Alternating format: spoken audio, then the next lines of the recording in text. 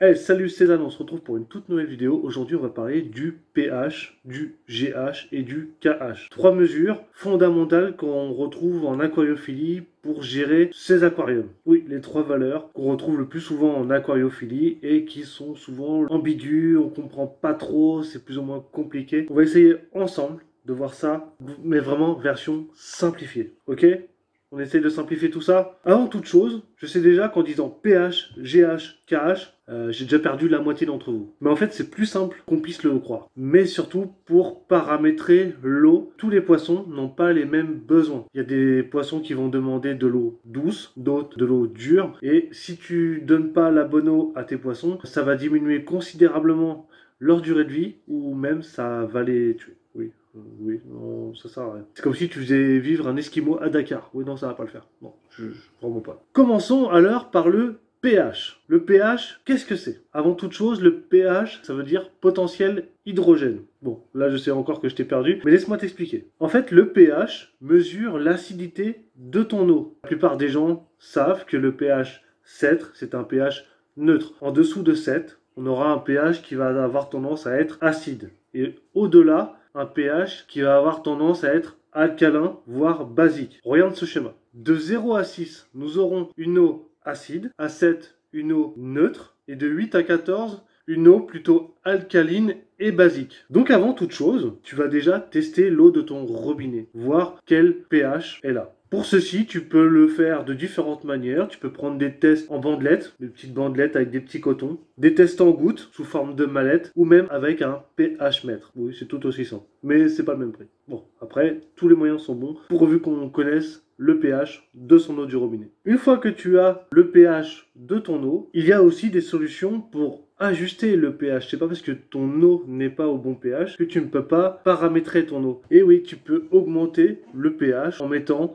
des coquillages pilés ou une coquille d'huître pilée, de la roche calcaire qui va augmenter la dureté de ton eau et de ton pH, mais aussi tu pourras le descendre. On peut vraiment paramétrer l'eau pour nos pensionnaires. Et pour le descendre, tu vas pouvoir utiliser du CO2 pour faire descendre le pH de ton eau, de la tourbe.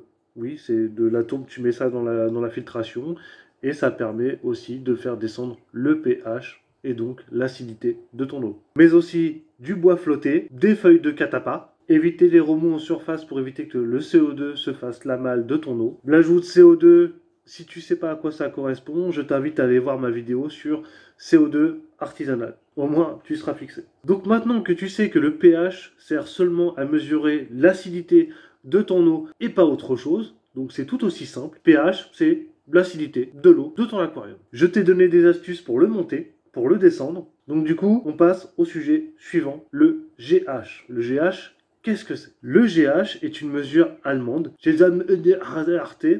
abandonné l'idée même de le prononcer. Donc on va l'appeler dureté totale. On va rester sur dureté totale. Moi, ça me va. Je suis sûr que toi aussi. Ah, ça te va. Oui, tout le monde ne parle pas allemand. Le GH, qu'est-ce qu'il mesure, lui? Vu que le pH gère l'acidité, il y a des poissons qui vont préférer une eau douce et d'autres une eau chargée en minéraux. Et le GH nous aide à mesurer le taux de minéraux présents dans l'eau, donc ce qui n'est pas négligeable pour nos amis les petits poissons. Pour t'aider à comprendre le système de mesure de GH, je t'invite à regarder ce petit tableau.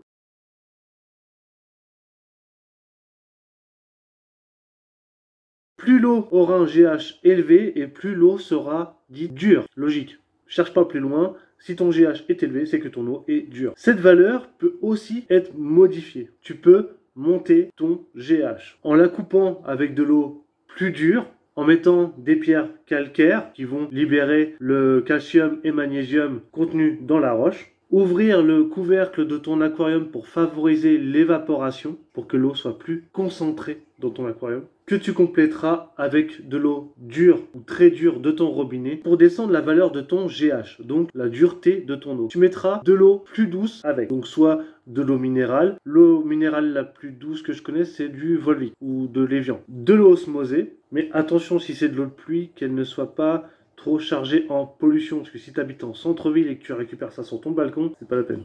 Non.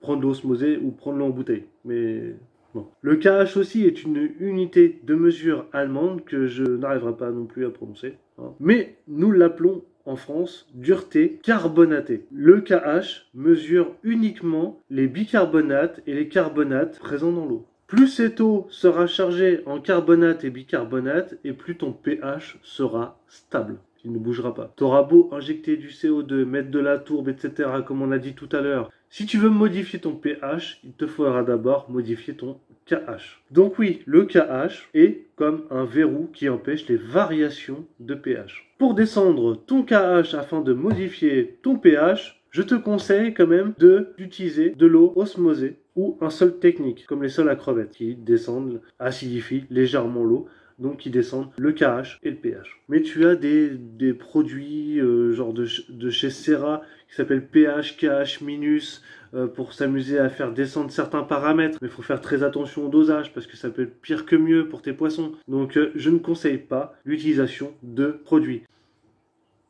Attention à ce que tu mets dans ton aquarium, que ça reste neutre, que ça ne modifie pas les paramètres de ton aquarium. Si tu mets une pierre calcaire, ça va faire monter ton pH. Si tu mets une racine de bois flotté, ça va te le faire descendre. Faut faire attention à ce que tu emploies dans ton aquarium. Quand tu modifies les paramètres de ton eau, fais-le très progressivement. Et voilà, c'est tout pour cette vidéo. À la fin de cette vidéo, tu sais gérer et tu sais ce que c'est que ton pH, ton GH et ton KH. Voilà. Si tu as n'importe quoi comme question, n'hésite pas à la poser en commentaire. Lâche un petit pouce bleu, un petit comme, ça fait toujours plaisir. N'hésite pas à t'abonner à ma chaîne, car plein d'autres vidéos suivront. Bye!